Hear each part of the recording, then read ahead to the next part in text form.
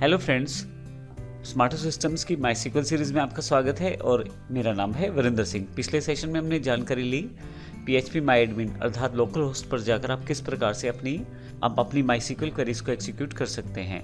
इस सेशन में हम पिछले वाले सेशन को ही कंटिन्यू रखने वाले हैं, लेकिन इस बार हम इंटरफेस की जानकारी लेने वाले हैं PHP माई एडमिन की।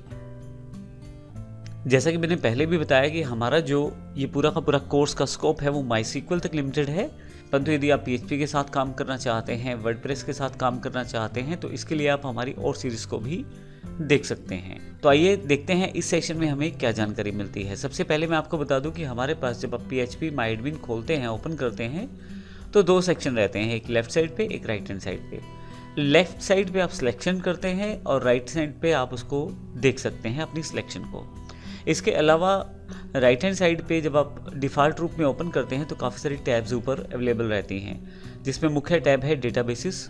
अगर आप डेटाबेसिस पे क्लिक कर दें यहाँ पे, तो जितने डेटाबेसिस पहले से अवेलेबल हैं उन सब की एक लिस्ट आपके पास अवेलेबल हो जाएगी। ये आप शो डेटाबेसिस कमांड के साथ भी देख सकते हैं, जो पिछले सेशन में हमने की है। शो डेटाबेस कमांड जो आपके पास अवेलेबल है वो माई सीक्वल की कमांड है, आप उसको प्रयोग कर सकते हैं। अब यहाँ पे यदि आप देखें तो डेटाबेसिस में इन्फॉर्मेशन स्कीमा, माई सीक्वल इत्यादि काफ़ी सारे डेटाबेसिस हैं। ये वही लिस्ट है जो आपके पास लेफ्ट साइड पे दिखाई जा रही है, ये सेम लिस्ट है।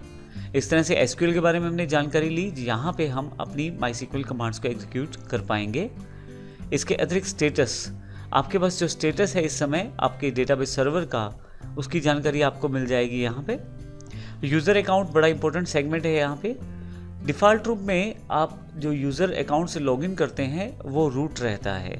आप इसको चेंज कर सकते हैं या नया डिफ़ॉल्ट यूज़र नेम पासवर्ड भी क्रिएट कर सकते हैं किसी पर्टिकुलर यूज़र के लिए, और आप उसकी प्रिविलेजेस को भी सेट कर सकते हैं।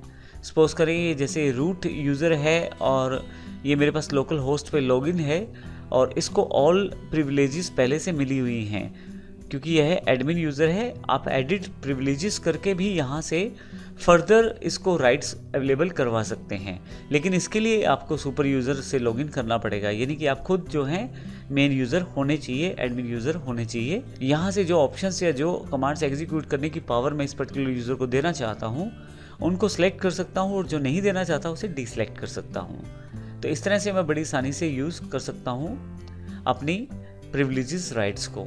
मैं फिर से वापस यहाँ से यूज़र अकाउंट्स पे आ जाता हूँ। अब देखेंगे काफ़ी सारे यूज़र अकाउंट्स यहाँ पे अवेलेबल हैं। आप यूज़र नेम पासवर्ड भी चेंज कर सकते हैं और भी बहुत सारे ऑप्शंस आपके पास सिलेक्शन में आ जाते हैं यहाँ पे। जब भी आप SQL की कमांड्स देते हैं और टेबल्स के साथ काम करते हैं, डेटाबेसिस के साथ काम करते हैं, तो आप अपना डेटा इकट्ठा कर लेते हैं अपने इस डेटाबेसिस में। तो जब आप उन्हें बाहर लेके जाना चाहते हैं किसी और फॉर्मेट में, तो एक्सपोर्ट का यूज़ कर सकते हैं। सपोज करें यहाँ से मैं माई सीक्वल सेलेक्ट कर लेता हूँ, तो आप जब माई सीक्वल पे क्लिक करेंगे तो माई सीक्वल से रिलेटेड जो भी टेबल्स या स्ट्रक्चर्स हैं वो यहाँ पे अवेलेबल हो जाएंगे। आप इनमें से किसी को एक्सपोर्ट भी कर सकते हैं। आप सिलेक्शन करके एक्सपोर्ट करें तो ज़्यादा बेहतर रहता है। और यहाँ पे यदि आप देखें तो exporting tables from MySQL database, ये इन्फॉर्मेशन दी जा रही है आप क्या एक्सपोर्ट करना चाहते हैं। आप एक्सपोर्ट करते समय फॉर्मेट भी सिलेक्ट कर सकते हैं, जैसे कि आप PDF फॉर्मेट में एक्सपोर्ट करना चाहते हैं डेटा, या CSV फाइल, या CSV फॉर माई सीक्वल, या SQL फाइल में। अब SQL फाइल अब डिफ़ॉल्ट रूप से फाइल रहती है जो आप सिंपल नोटपैड के साथ भी ओपन कर सकते हैं। मैं यहाँ अगर इसे गो कर दूँ तो आप देखेंगे मेरे पास यहाँ एक फ़ाइल की जानकारी मांगी जा रही है जो इसे सेव करनी है। मैं इसे सेव कर देता हूँ। ये फ़ाइल सेव हो गई है, और अगर मैं इसे ओपन करके देखूँ तो आपको कुछ वैसी ही कमांडें मिलने वाली है जो हमारे पास माई सीक्वल में प्रयोग की जाती हैं। हालांकि आप अगर माई सीक्वल में यहाँ स्ट्रक्चर देखें तो हो सकता है आपको कुछ समझ ना आए, क्योंकि इसने सभी कमांड्स को विदाउट स्पेस ऐड ऑन करके इकट्ठा करके दिखा दिया है। लेकिन अगर मैं इसको कट ऑफ करना शुरू करूँ, या एक सॉफ्टवेयर है हमारे पास नोटपैड++ उसका यूज़ करूँ, तो उस केस में इसे अलग अलग दिखाया जाएगा और आपके लिए कमांड्स को समझना आसान हो जाएगा। मैं अभी इसे क्लोज कर देता हूँ, क्योंकि आने वाले सेशंस में इसकी जानकारी हम लेंगे। आप इंपोर्ट भी कर सकते हैं। मान लीजिए किसी कारण से आप ये डेटाबेस डिलीट कर देते हैं और दोबारा आपको उसकी ज़रूरत पड़ती है, तो फिर इस केस में आप चूज़ फाइल करें और जहाँ आपकी फ़ाइल पड़ी है उसको सिलेक्ट करें। जैसे मैं माई सीक्वल को ही सिलेक्ट कर लेता हूँ, ओपन करें और नीचे से गो पे क्लिक कर दें, तो आपके पास फिर से इंपोर्ट करते हुए भी सारी स्टेटमेंट्स एग्जीक्यूट कर दी जाएंगी, क्योंकि पहले से हमारे पास यहाँ माई सीक्वल का जो टेबल है अवेलेबल है। तो यहाँ पे वो जो जानकारी दी जा रही है कि ये सभी चीज़ें पहले से अवेलेबल हैं, इस कारण से यहाँ पे किसी भी कमांड को एग्जीक्यूट नहीं किया जा रहा। अब देखें टेबल में पहले टेबल पे बता दिया गया है कि ये पहले से ही अवेलेबल है, ऑलरेडी एग्जिस्ट है।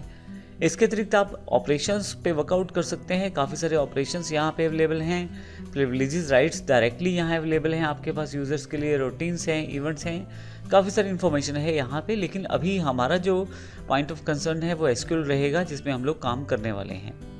इसके अतिरिक्त यहाँ राइट हैंड साइड पे आप विजुअली देख सकते हैं अपने डेटाबेसेस को, और यहाँ पे उसके साथ आप काम भी कर सकते हैं। मान लीजिए माईसीक्वल डेटाबेसेस में मैं किसी पर्टिकुलर टेबल को क्लिक करता हूँ तो वो टेबल की इन्फॉर्मेशन मुझे यहाँ दिखाई देनी शुरू हो जाएगी राइट हैंड साइड पे। और देखिए पूरा का पूरा इन्फॉर्मेशन यहाँ पे दिखाई दे रहा है। मैं फिर से वापस एसक्यूएल पे जाता हूँ, और यदि आप देखें तो जो जहाँ पे मैं था वो कमांड जो अवेलेबल करवाएगी उसकी इन्फॉर्मेशन यहाँ पे अवेलेबल करवा दी गई है। मैं यहाँ से फिर से इसको डिलीट कर देता हूँ। कमांड एग्जीक्यूट करने के लिए ज़रूरी नहीं है कि आप टाइप करें, आप यहाँ से नीचे से सिलेक्ट भी कर सकते हैं। कुछ बेसिक कमांड्स को यहाँ पे पहले से ही अवेलेबल करवा दिया गया है। जैसे मैं सिलेक्ट करना चाहता हूँ तो अभी क्योंकि मैं यहाँ जनरल लॉग मैंने क्लिक किया हुआ है तो select star from general log automatically select हो गया है। मैं वेयर का क्लोज हटा देता हूँ यहाँ से अभी, क्योंकि वेयर की जानकारी लेंगे हम। अब इस कमांड को अगर एग्जीक्यूट करना है तो मुझे गो को क्लिक करना है। नीचे की तरफ मेरे पास पूरी इन्फॉर्मेशन आ जाएगी। अगर इसमें डेटा है तो डेटा भी दिखाई देगा। और यहाँ पे मैं फिर से वापस आता हूँ शो क्वेरी बॉक्स पे। अब यहाँ एक शॉर्टकट मैं आपको बता देता हूँ। अगर आप कंट्रोल शिफ्ट के साथ एंटर दबाएंगे तो आपके पास बार बार आपको गो पे क्लिक करने की आवश्यकता नहीं पड़ेगी। मैं कंट्रोल शिफ्ट दबा के एंटर प्रेस कर देता हूँ तो मेरी क्वेरी जो है एग्जीक्यूट हो जाती है। तो ऐसे केस में मुझे बार बार गो बटन को प्रेस नहीं करना पड़ेगा। मैं फिर से शो क्वेरी बॉक्स पे वापस जाता हूँ। जो भी कमांड मुझे चलानी है यहाँ से मैं चला सकता हूँ। तो इस तरह से आप माईसीक्वल के इस इंटरफेस का प्रयोग करने वाले हैं आने वाले सेशंस में, जो हमें एग्जाम के द्वारा प्रोवाइड किया गया है। तो अगले सेशन से हम प्रैक्टिकल कमांड्स की तरफ जाने वाले हैं और देखने वाले हैं किस प्रकार हम अपने डेटाबेस को शुरुआत करेंगे बनाने से लेकर टेबल्स और फिर एडवांस कमांड्स तक भी जाएंगे। धन्यवाद।